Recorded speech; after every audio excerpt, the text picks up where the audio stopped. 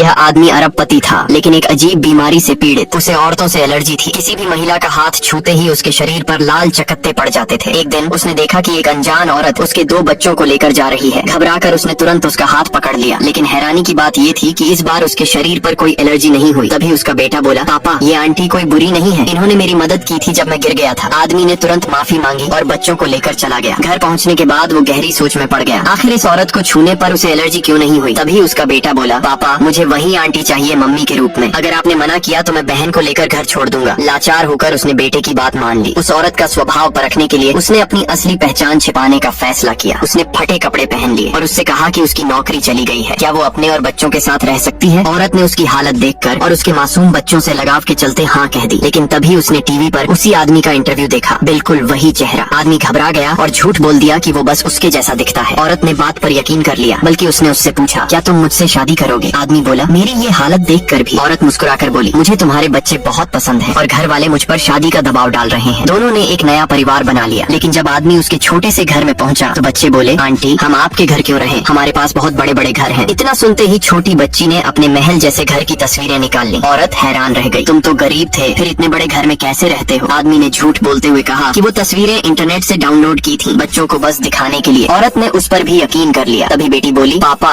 भूख लगी है। आदमी ने खुद खाना बनाने की ठानी, लेकिन घर में जरूरी सामान नहीं मिला। उसने तुरंत अपने असिस्टेंट को फोन किया कि सब्जियां भेज दे, पर असिस्टेंट ने सीधे शेफ और वायलिनिस्ट के साथ पूरा स्टाफ भेज दिया। आदमी ने उन्हें जल्दी जाने को कहा, लेकिन तब तक औरत सब देख चुकी थी।